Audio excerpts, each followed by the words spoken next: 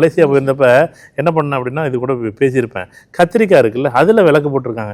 ஏன்டான்னு கேட்டால் கடன் அடையுங்கிறாங்க. கத்திரிக்காயில் ஏன்டா கடன்? எனக்கு ஆச்சரியமாக இருக்குல்ல. இந்த இல்லை, நான் எதுவும் பேசுகிறது எதுவும் வித்தியாசம், நான் அப்படி தான் பேசுவேன். நீ கத்திரிக்காயில் விளக்கு போடாது, நீ கடன் வாங்கக்கூடாது. ஒன்று, கடன் குறைச்சி வாங்கியிருக்கணும். இல்லை, கடன் தீர்றதுக்கு உனக்கு வருமானத்தை பெருக்கணும்.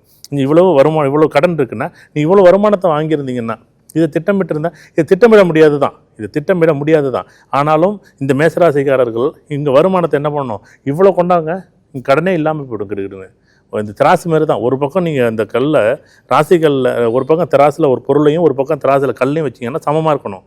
ஆனால் நம்ம என்ன பண்ணணும், கடன் ஒரு விஷயம் பேசணும்னா இப்படி தான் நடக்குது. ஆனால் உடனே இதுக்கு ஒரு பரிகாரம். பொதுவாகவே என்னை பொறுத்தளவுக்கு இது திட்டமிடணும். இது மேசராசி, ரிஷபராசி, கடகராசி இல்லைன்னா கும்பராசி திட்டமிட மாட்டாங்க. இவங்களுக்கு என்ன பரிகாரம் செஞ்சாலும் செய்யாது.